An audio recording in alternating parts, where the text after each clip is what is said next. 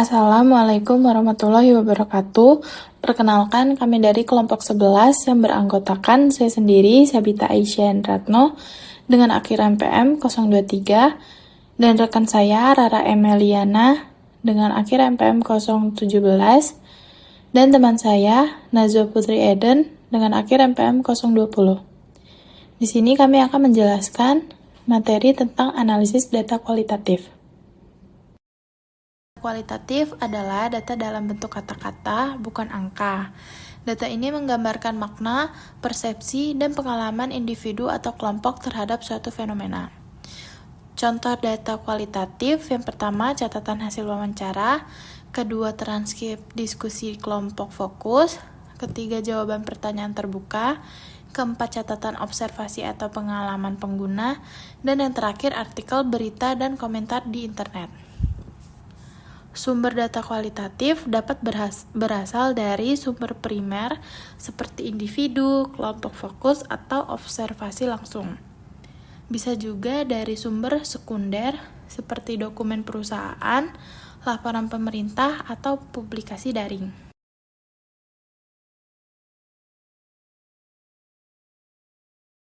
Selanjutnya, ada 3 langkah penting dalam menganalisis data kualitatif. Langkah yang pertama, reduksi data.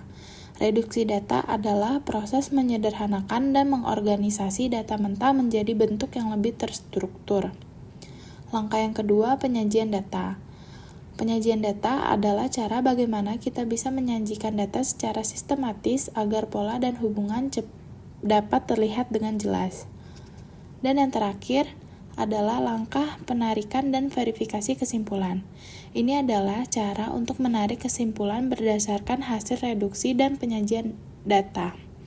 Kesimpulan tidak langsung final, peneliti perlu memverifikasi ulang temuan untuk memastikan validitas dan konsistensinya. Selanjutnya, saya akan menjelaskan lagi tentang reduksi data. Reduksi data merupakan tahapan awal dalam analisis data kualitatif yang bertujuan untuk menyederhanakan, menyusun, dan mengelompokkan data agar lebih mudah dipahami dan ditarik maknanya. Proses ini dilakukan melalui pengkodean, yaitu pemberian label pada bagian tertentu dari teks, seperti kata, kalimat, paragraf, atau tema, untuk mengidentifikasi pola, hubungan, dan kategori utama. Pengkodean bersifat iteratif, artinya peneliti dapat berulang kali meninjau data guna memperdalam pemahaman serta memastikan bahwa setiap kode dan kategori yang terbentuk benar-benar mewakili makna atau tema yang muncul dari data. Materi selanjutnya yaitu penyajian data. Menurut Miles dan Huberman 1994, penyajian data merupakan aktivitas utama kedua yang dilakukan dalam menganalisis data kualitatif. Penyajian data berarti mengambil data yang telah diredukasi dan menampilkannya secara terorganisir dan ringkas agar mudah dipahami.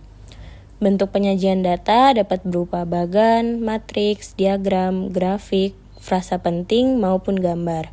Tujuannya adalah membantu peneliti menemukan pola dan hubungan antar data, sehingga proses penarikan kesimpulan menjadi lebih mudah. Dalam penelitian kualitatif, matriks sering dianggap sebagai bentuk penyajian yang paling tepat, karena mampu menampilkan data secara deskriptif dan terstruktur. Sementara itu, diagram atau jaringan bisa digunakan untuk menunjukkan hubungan kausal antar konsep dalam data. Selanjutnya ada menarik kesimpulan. Menarik kesimpulan merupakan aktivitas analitis terakhir dalam proses analisis data kualitatif. Pada tahap ini, peneliti mulai menjawab pertanyaan penelitian dengan menentukan tema-tema utama yang muncul dari data, serta mencari pola dan hubungan antar temuan.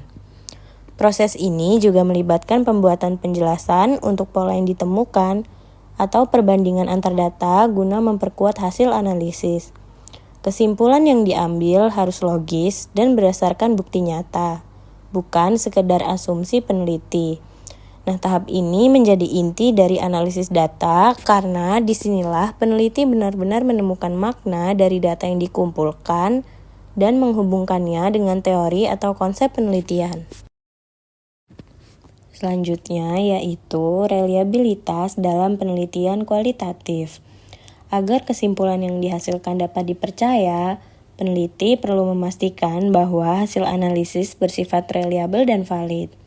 Dalam penelitian kualitatif, reliabilitas memiliki makna yang sedikit berbeda dibandingkan penelitian kuantitatif. Nah, menurut Kasarjian 1977, reliabilitas dalam analisis data kualitatif mencangkup dua hal, yaitu yang pertama, reliabilitas kategori, yaitu sejauh mana peneliti mampu merumuskan kategori yang jelas dan konsisten. Yang kedua yaitu reliabilitas antar penilai.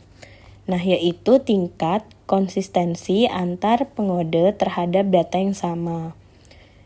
Dengan demikian, peneliti harus menemukan keseimbangan antara reliabilitas dan relevansi kategori agar hasil penelitian tetap akurat dan bermakna. Selanjutnya yaitu validitas dalam penelitian kualitatif.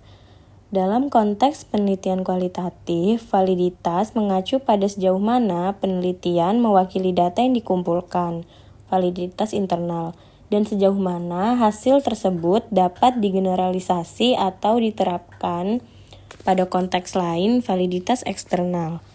Nah, beberapa cara untuk meningkatkan validitas dalam penelitian kualitatif antara lain yang pertama itu ada menghitung peristiwa, yaitu untuk memastikan generalisasi dan menghindari bias peneliti dalam memilih data yang hanya mendukung teorinya. Yang kedua, memasukkan kasus menyimpang, yaitu kasus yang mungkin bertentangan dengan teori agar hasil penelitian lebih kuat.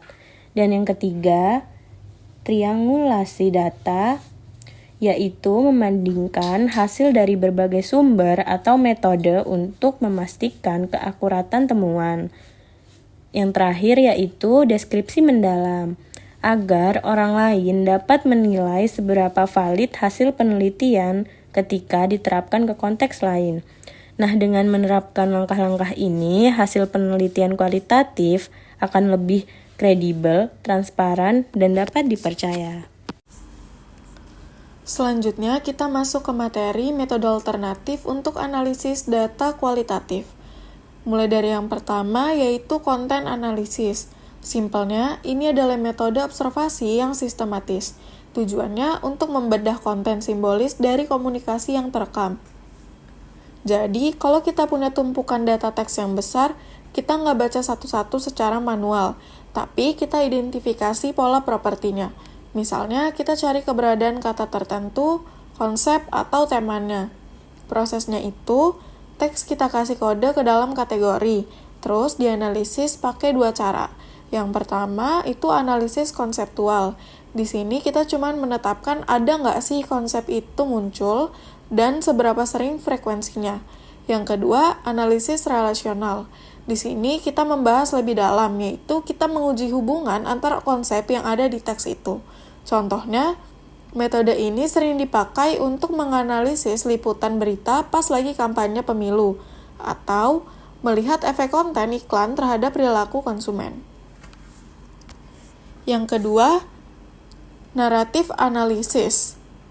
Sesuai namanya, metode ini tujuannya menggali dan mengkaji cerita atau narasi yang disampaikan orang tentang diri mereka.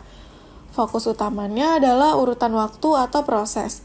Jadi, kita nggak cuma lihat satu kejadian, tapi kita lihat alurnya. Apa sih penyebab awal dari suatu insiden, dan apa konsekuensinya?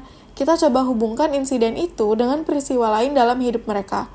Datanya biasanya kita dapat dari wawancara mendalam, di mana kita memancing peserta untuk menceritakan pengalaman hidup mereka secara runut.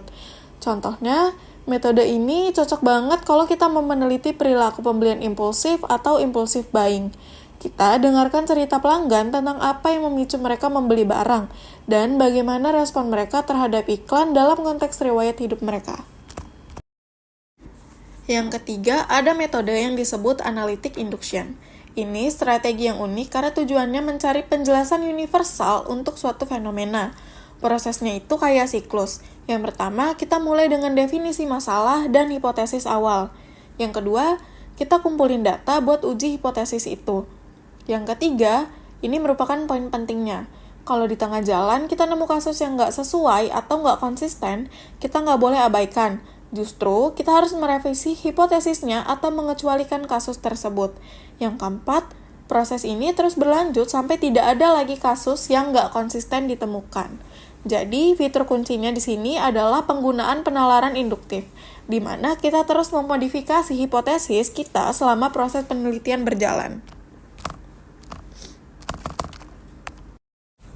Materi yang selanjutnya yaitu Big Data. Big Data merupakan istilah populer untuk menggambarkan ketersediaan data yang meledak secara eksponensial, baik dari sumber digital di dalam maupun di luar organisasi.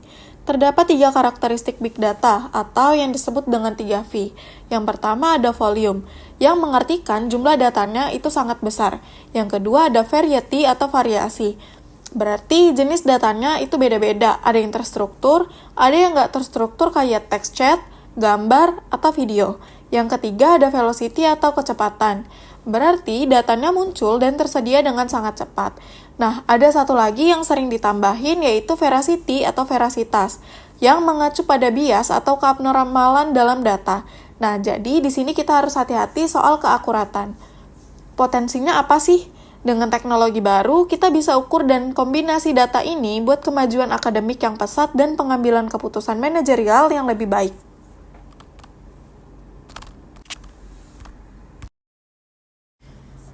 Kesimpulannya, analisis data kualitatif melibatkan 3 tahap utama, yaitu reduksi data, penyajian data, dan penarikan kesimpulan.